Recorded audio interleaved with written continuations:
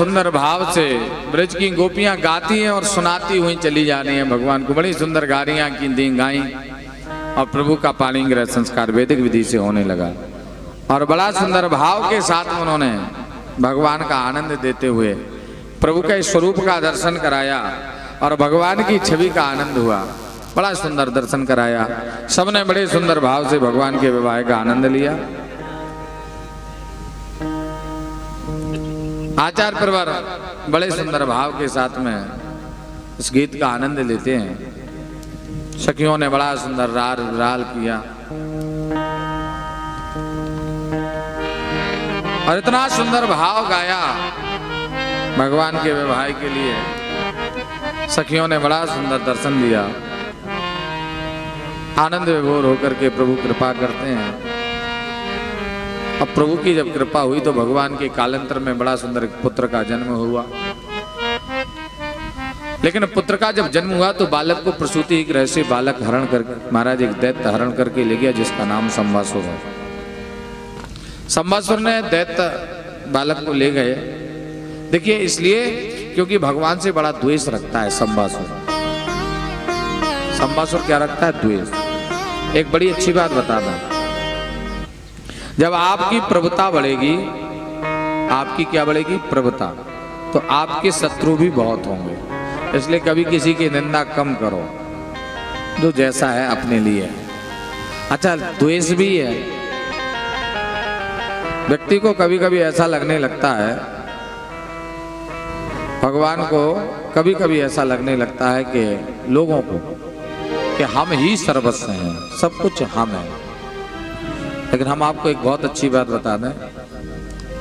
अभी संतों में एक हमारे संत हैं श्री प्रेमानंद जी महाराज, बड़ा सुंदर, सभी नाम सुनते हैं, सुना है क्या?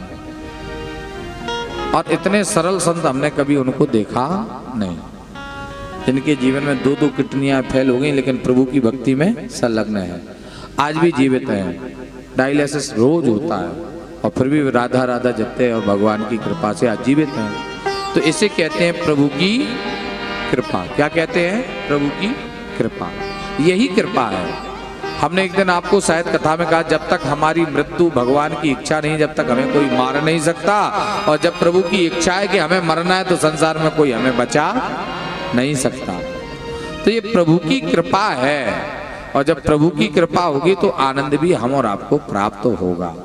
इसलिए भगवान की भक्ति में संलग्न रह करके उनकी भक्ति को करते रहो, ये शास्त्र कह रहे हैं। शास्त्रों का एक अपना अनुभव है। संलग्नता की बहुत बड़ा महत्व होता है। संलग्नता का, प्रभु के प्रति संलग्न हो जाओ। अगर प्रभु के प्रति आप संलग्न नहीं हैं तो आपका काम भी आधा अधूरा माना जाएगा। हमारे परम पूज्य गुरुदेव भगवान कहते हैं, संसार में चाहे कोई भी हो, कोई भी, भगवान से बड़ा कोई नहीं। भगवान से बड़ा सिर्फ गुरु है। अगर संसार में कोई है तो वो है माता पिता। इन तीन को भगवान से बड़ा बताया और अन्यथा किसी को भगवान से बड़ा नहीं बताया। पहला किसे? पहले माता पिता को। पहले नंबर पर कौन है? माता पिता। और महाराज सबसे उसके बाद में नंबर आता है गुरु का, क्योंकि माता पिता हमें जन्म देते हैं और गुरु हमें ज्ञान देता है। गुरु हमारे जीवन में अंधकार को मिटाता है, गुरु हमारे जीवन में कल्याण को करने वाला है। इसलिए गुरु की प्रभुता भी हम सबको प्राप्त हो जाती। जरा जोर से बोलो राधे। आचार्य प्रवर, देखिए कभी कभी लोगों को ऐसा लगता है कि हम सर्वस्व हैं, हम ही सब कुछ हैं। तो संसार में भगवान से बड़ा हम किसी को नहीं मानते। माना जाए गुरु, और गुरु के बाद भगवान। भगवान भी कब है? पहले माता पिता, फिर गुरु, और गुरु के बाद कौन है? जरा जोर से बोलो। गुरु के बाद कौन है? तीसरे नंबर पर भगवान। पहले नंबर पर माता पिता, दूसरे नंबर पर गुरु और तीसरे नंबर पर भगवान। क्योंकि भगवान से भी मिलाने वाले गुरु है।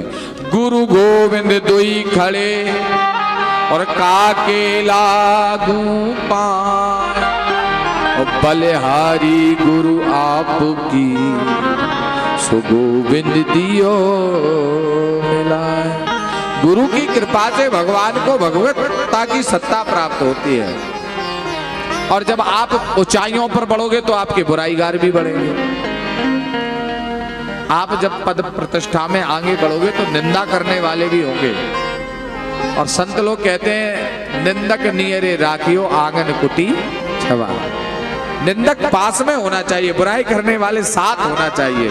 अगर बुराई करने वालों को साथ लेकर के चलोगे तो बहुत जल्दी तरक्की कर जाओगे। बोलो राधे राधे। कैसे? बोले जी बुराई तो कर रहे हैं, गलत तो नहीं कह रहे चाची। बुराई करने वालों को कहाँ रखना चाहिए? बोले साथ में। बोले क्यों? बोले इसलिए निंदक नियरे राखिए। अगर ये बुराई करने वाले होंगे तभी तो तुम आगे बढ़ोगे। भगवान का एक सबसे बड़ा शत्रु है जिसका नाम है संबासुर। भगवान से द्वेष करता, बैर करता है। और द्वेष बैर का प्रभाव देखो, द्वेष बैर का प्रभाव। बालक का हरण करके ले गया लेकिन मृत्यु सुनिश्चित थी उसी बालक से। ये बालक कौन है? ये साक्षात कामदेव है। और महाराज कामदेव जब पहुंचे संबासुर के यहाँ तो रसोई में उनके यहाँ विंध्यावती नाम की देवी काम करती जो साक्षात रति है, काम की पत्नी।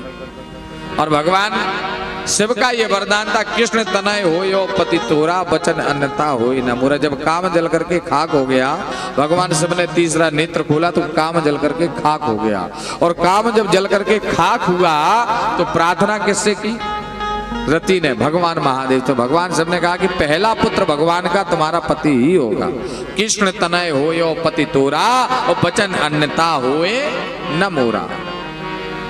ये आशीर्वाद दिया। और आज वही, और इधर संबासुर को भी वरदान था कि कृष्ण का पहला पुत्र ही तुम्हारे मृत्यु का कारण बनेगा। और मृत्यु को टालने में सामर्थ्यवान कौन है? कोई नहीं है। काल को कोई टाल सकता है? जब काल आया तो भगवान राम ने सबसे पहले लखन जी को भेजा, क्योंकि काल को कोई रोक नहीं सकता। काल के चक्र में हम सब लोग बैठे। काल ब्याल मुखक ग्रासो, पहले दिन बताया था। हम सब लोग किसके मुख में बैठे हुए हैं? काल के। और ये काल का जब चक्रव्यूह चलता है तो हम सब लोग उसी में ग्रसित हो जाते, उसी में फंस जाते, उसी के बंधन में डूब जाते हैं। काल के चक्र से कोई बच नहीं पाया। अच्छा, हमें बीमारी हो जाती है, हमें अटैक पड़ जाए, हमें फाइलस मार जाए, हमें कोई बीमारी हो जाए, तो क्या है ये सब? ये प्रभु के हाथ में है। भगवान ने 6 चीजें अपने हाथ में रखी हैं। सुनो भरत भाव्यो प्रबल बिलख कहे मुनिना, हान लाभ जीवन मरण जस अप जस विद्या। किसके हाथ में है? विधाता के हाथ में। जस अप जस, हान लाभ जीवन मरण, ये सब विधाता के हाथ में। हमारे और आपके हाथ में कुछ भी नहीं है। हमारे हाथ में, हमारे ही हाथ में सब कुछ है। बोलो भक्त वत्सल भगवान। छोरे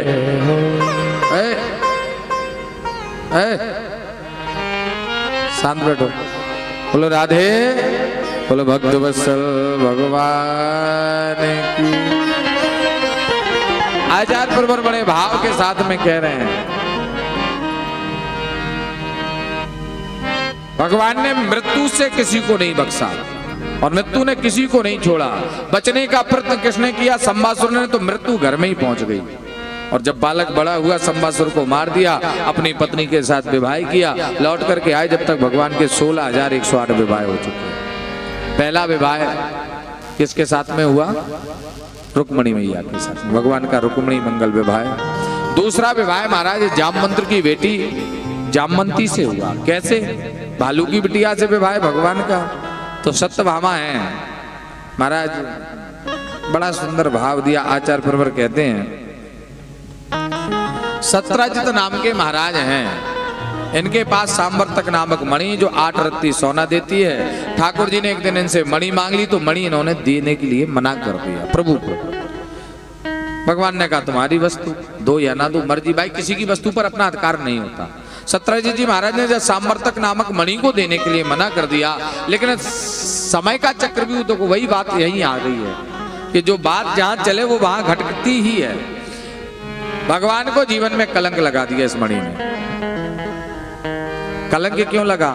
शास्त्र कहते हैं, भगवान ने बताया है, कलंक इसलिए लगा कि ये मणि जो है भगवान ने चौथ के चंद्रमा का दर्शन कर लिया। भादों के शुक्ल पक्ष के चौथ के चंद्रमा का दर्शन करने से जीवन में कलंक लगता है। मां साहब, ये बड़ी विचित्र बात है। आज से नहीं, परंपरा हमारे अब गांव में देहातों में कहा जाता था, उसे पत्थर चौथ के नाम से लोग जानते थे। पत्थर मारते थे चंद्रमा की तरफ, क्योंकि चंद्रमा कलंकित है। गुरु पत्नी के साथ उसने विहार किया, गुरु बृहस्पति का हरण किया, गौतम की नारी अहिल्या के साथ छल किया, तो कलंकित होने के कारण उस दिन उसको दाग लग गया कि तू जिस दिन, आज के दिन जो भी तुझे देखेगा वो उसके जीवन में कलंक लगना सुनिश्चित। भगवान ने चंद्रमा देखा हो, कलंकित लग गया। क्यों? क्योंकि प्रसेन ने उस मणि को पहना। सत्यजित के भाई ने जिस शिकार खेलने गए तो उनका सिंगार किसी सिंह ने किया और सिंह का सिंगार भालू ने किया, और वो मणि ले जाकर अपनी बिटिया को दे दी। भगवान को कलंक लगा कि भगवान ने हमारे भाई को मार करके मणि रख ली। तो भगवान मणि को ढूंढने के लिए गए, और मणि ढूंढते ढूंढते भगवान जामवंत जी के गुफा में पहुंचे तो क्या देखते हैं, एक बिटिया उस मणि से खेल रही है। और बिटिया जब खेलने लगी, भगवान ने मणि लेने का प्रयत्न किया तो जामवंती चीखी। उसी समय जामवंत जी आ गए और जामवंत जी का युद्ध हुआ भगवान से। 27 दिन तक युद्ध चला। 28वें दिन जब नस नस ढीली हो गई जामवंत जी की, तो हाथ जोड़ करके खड़े हो गए, बोले प्रभु हमने आपको पहचान लिया, आप कौन है? कौन है? कि कहा कहूं छवि आपकी, भले बने होना, और तुलसी मस्तक नवत धनुष बाण लो। धनुष बाण ले लो प्रभु, तुलसी मस्तक नवत है, धनुष बाण लो। हाथ में धनुष बाण होना चाहिए। तुलसी मस्तक नवत है, धनुष बाण लो। जैसे ये कहा तो भगवान ने कहा स्वरूप तो दिखाना पड़ेगा जब तुमने पहचान लिया। पहचाना कैसे? ऐसे पहचाना क्योंकि भगवान ने वरदान दिया था जामवंत जी को। भगवान की सेना रामादल में, भगवान की सेना रामादल में जामवंत जी सबसे बूढ़े थे। कब के थे जामवंत जी पता है आपको? सतयुग के। सतयुग के जामवंत जी थे, और त्रेता में राम जी की सभा में सबसे बूढ़े थे। जाम मंत्र मंत्री अति बूढ़ा। अति शब्द का मतलब बहुत बूढ़े। युगों का अंतर है, इतने बूढ़े हैं जामवंत जी। और जामवंत जी इतने बूढ़े होने पर भी प्रभु की कृपा देखो, कृपा उन्होंने कितनी अच्छी की है। जाम मंत्र मंत्री अति बूढ़ा। भगवान राम जी ने उनकी सारी बात मानी तो लंका पर विजय श्री प्राप्त कर ली। 2 लोग थे बूढ़े, इधर जामवंत जी रामादल में और रावण के दल में माल्यवंत जी। माल्यवंत सचिव सयाना। माल्यवंत जी वहां बूढ़े थे, लेकिन यहाँ बूढ़े की बात मानी गई तो विजय मिली, और वहां बूढ़े की बात नहीं मानी गई तो पराजय मिली। अंतर इतना है कि जो ना माने बड़न की सीख और लेख पर गया, ये बड़ों की बात है। बड़ों की बात का मान सम्मान। अगर बड़े कुछ कह रहे हैं तो कुछ विचार करके ही कह रहे होंगे। वयोवृद्ध लोग कहते हैं कि महाराज ये दाढ़ी यूं ही सफेद नहीं हो गई, ये बाल यूं ही सफेद नहीं हो गए। ये अनुभव बताता है, और जीवन में जब अनुभव होता है तो। अब बिटिया की ये मणि, जामवंत जी ने कहा प्रभु से यही वरदान मांगा था कि प्रभु हमारी योग कोई योद्धा नहीं है, हमारी और आपका युद्ध हो जाए राम जी से। तो राम जी ने कहा सेवक और स्वामी में युद्ध नहीं होता है। हम त्रेता में तो नहीं, लेकिन द्वापर में आ रहे हैं तुम्हारा मनोरथ पूर्ण करने के लिए। आज युद्ध में जामवंत जी जब हारे तो भगवान ने कृपा की। बोले महाराज ये मणि तो बिटिया को दे दी, बिटिया की दी हुई वस्तु तो हम नहीं ले सकते, फिर क्या करें? तो भगवान कृपा भी करते हैं। आज युद्ध में जीतने के बाद भगवान ने कृपा की। बोले महाराज बिटिया से ही विवाह कर लो, तो बिटिया से विवाह कर लिया और पीतांबर की साड़ी पहना दी। अब बताओ भालू की बेटी कितनी सुंदर होगी, विचार करो। और जैसे ही रुक्मणी मैया के सामने पहुंची, रुक्मणी मैया आरती उतारने लगी, लेकिन पूरा अंग ढका हुआ है पीताम्बर से। बोले ये बताओ ये मुख क्यों ढाके? हमारे यहाँ परंपरा नहीं है बोले घूंघट की, ये मुंह ढाक करके क्यों आई? बोले इसलिए ढाक के इतनी सुंदर है, इतनी सुंदर कि तुमको लाज आ जाएगी। रुक्मणी मैया मनी मन में करी, ठाकुर जी मेरे समान सुंदरता देना, इससे अधिक नहीं। और जैसे ही पीताम्बर को हटाया, अपनी छवि को देखा, अपने प्रतिबिंब को देखा, तो आनंदित तो हो गई, प्रभु की कृपा हो गई। आगे चलकर महाराज मणि जब सत्यजित जी को मिली तो शर्म के मारे अपनी बिटिया सत्यभामा का विवाह कर दिया।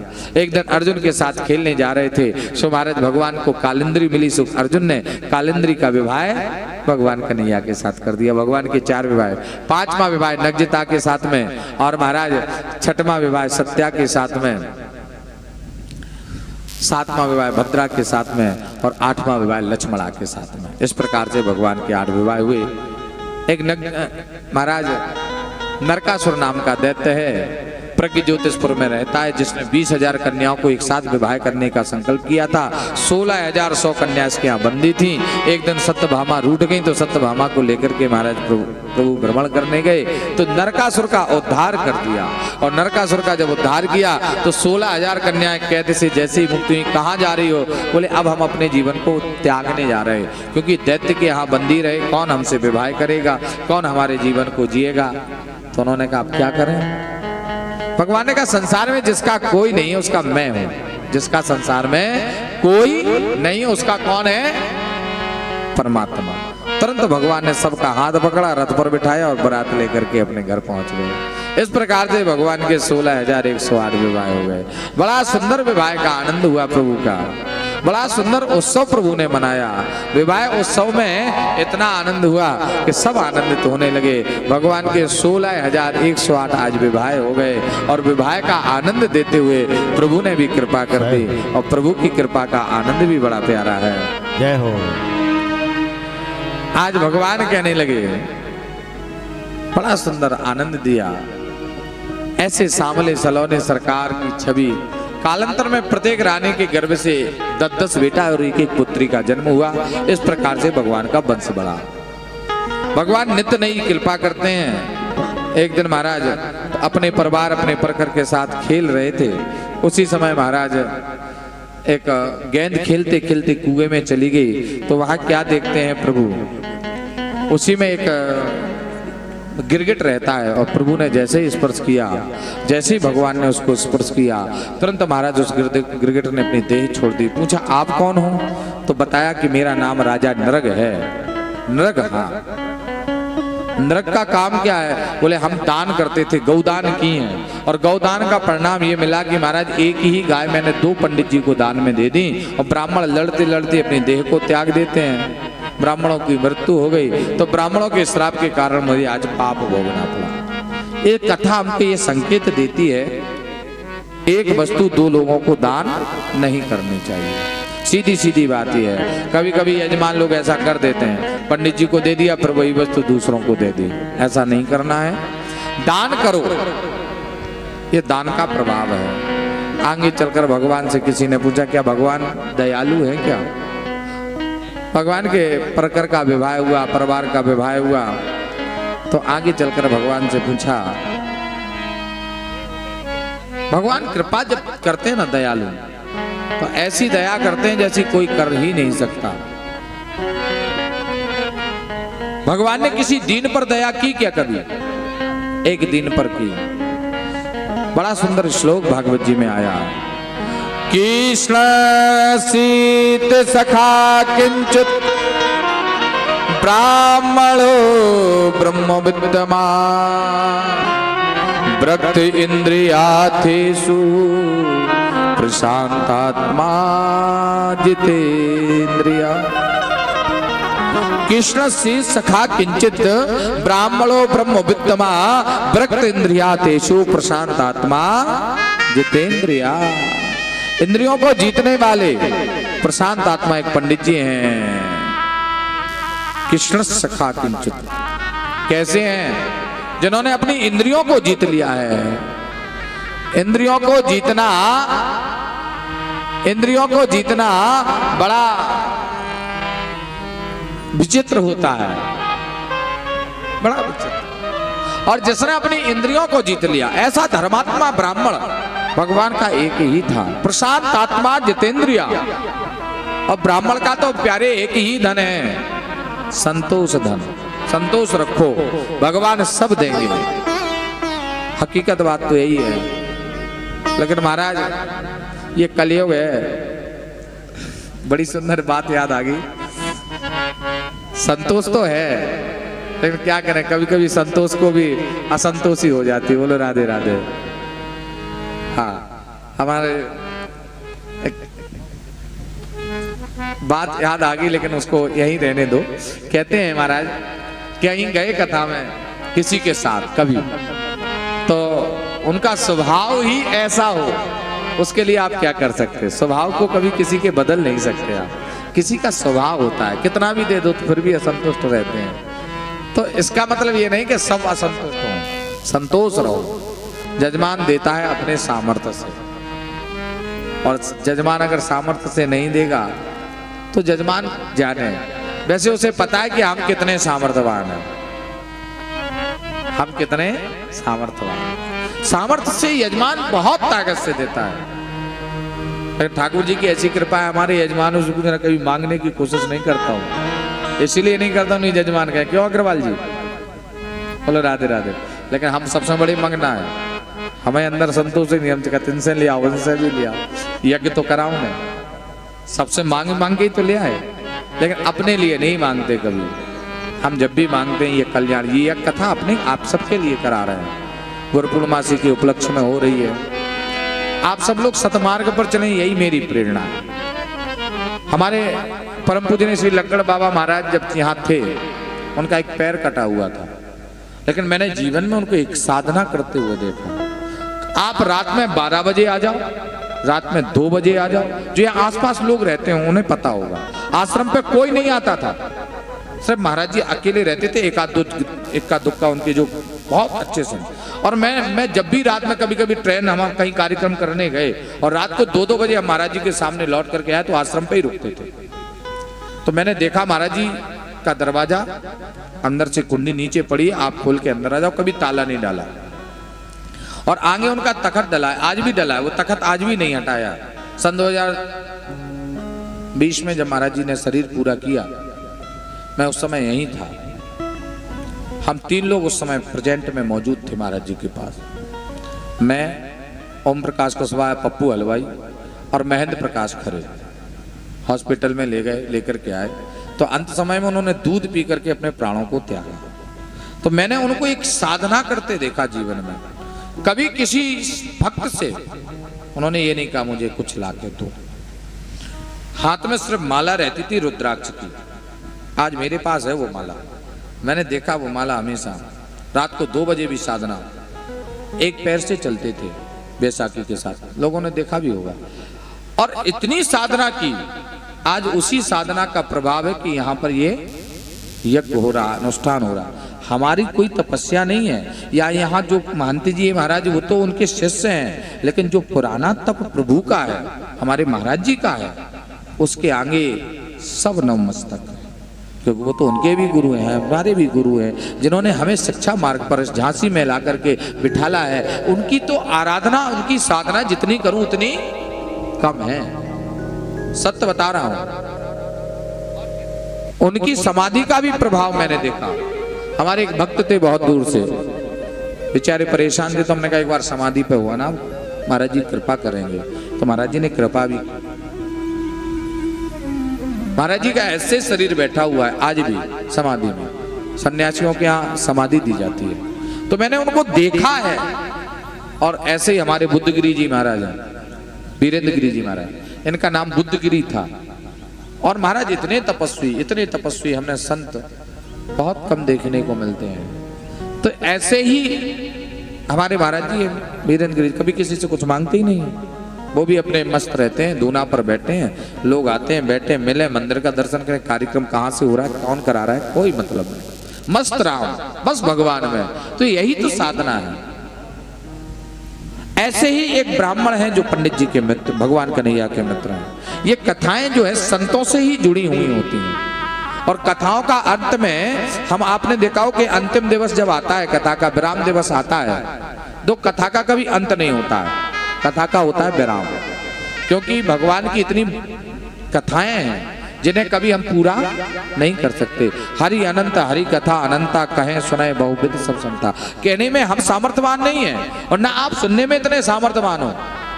हम और आप कथा में अगर लग्न रहते हैं तो कब तक, जब तक संगीत चल रहा है, माइक चल रहा है, सारी व्यवस्था है। लेकिन महाराज कथा का तो एक आनंद हृदय से निकलता है। कहां से निकलता है?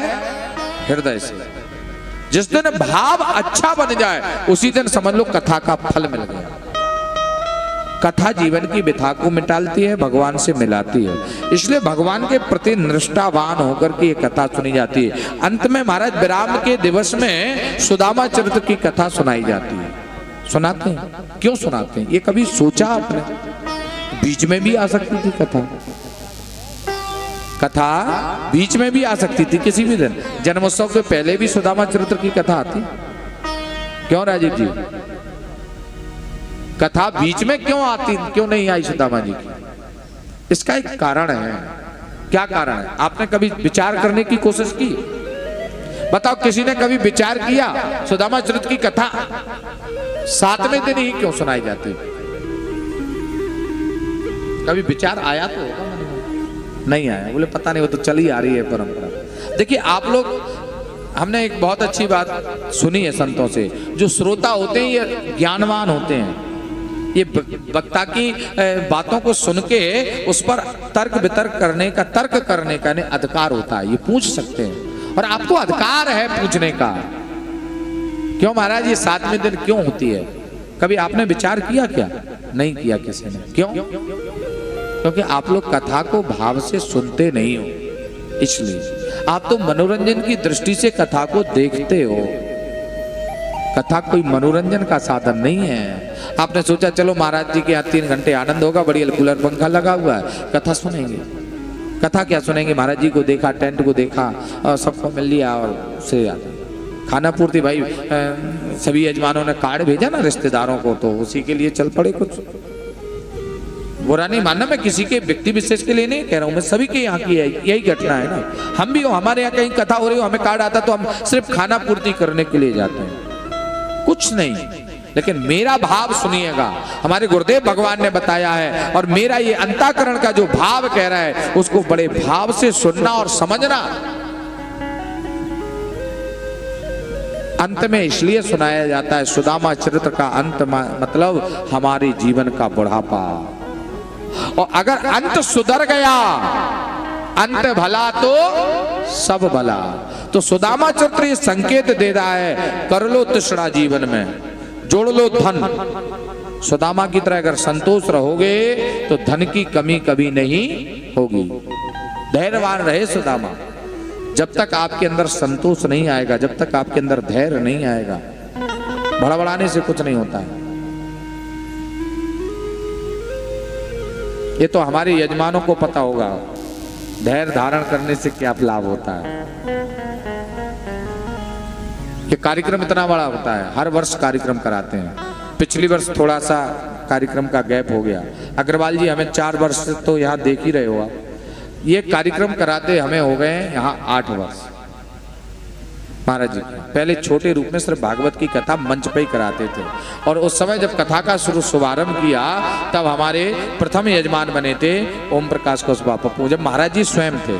फिर 1-2 साल कोरोना पड़ गया, महाराज जी के शरीर पूर्ण होने पर कोरोना काल में कथा नहीं हुई। उसके बाद निरंतर कथा चल रही है, और पिछली वर्ष ऐन गैन परिस्थितियों से कथा नहीं हो पाई। हमारे परम पूज्य बड़े पिताजी का स्वर्गवास हो गया। कथा के 10 दिन पहले ही तैयारियां तो थी, तो आयोजन की तैयारी मैंने कर रखी, लेकिन मैं यहाँ उपस्थित नहीं था, किसी ने बागडोर संभालने की कोशिश नहीं की। तो उसके बाद ये कथा जाकर के महाराज हमारे अग्रवाल जी परिचित बने थे, वो कथा नवरात्रि में पूरी हुई, लेकिन क्रम नहीं टूटा यहाँ का। और मैं हर वर्ष कार्यक्रम इसीलिए आयोजन कराता हूँ कि आप लोग इस मंदिर से जुड़े और अपना बहुमूल्य समय।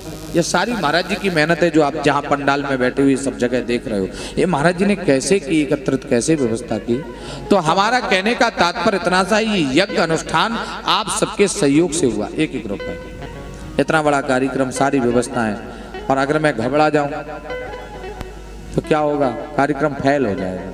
इसलिए धैर्य, और हमारे गुरुजी कहते हैं धैर्य आ गया। ये कथा का स्वभाव कह रहा है अंतिम दिवस में आप लोग धैर्यवान बन जाओ। आप लोग भड़बड़ाते हो, आपके यहाँ कोई कार्यक्रम हो तो लोग घबराते हैं। चाचा जी बताइए, आप 4 लोग रिश्तेदार आ जाए ना, लड़के का विवाह करो तो घबराहट होती है। अब क्या होगा, हाय अब क्या करें, फलानी बारात, बिटिया फलानी बारात आने वाली हुई, जो होगा वो होगा, फलाना होगा, और पता ही नहीं पड़ता कब काम हो गया, बाराती चले जाते, घबराहट। इसलिए कहते हैं घबराना नहीं चाहिए। आज सुबह मैं बैठा चिंतन कर रहा था, चिंतन। हमने कहा भाई ये कलाकार हैं, ये जाएंगे, इनकी व्यवस्था कहाँ से होगी। सब आ रहा है जा रहा है, हम चिंतन कर रहे थे। उसी समय एक जजमान जी आए हमारे, और उन्होंने सारे कलाकारों की व्यवस्था कर दी। बोलो राधे राधे। ये भी ऐसे दानी लोग पड़े हुए हैं, तो ऐसे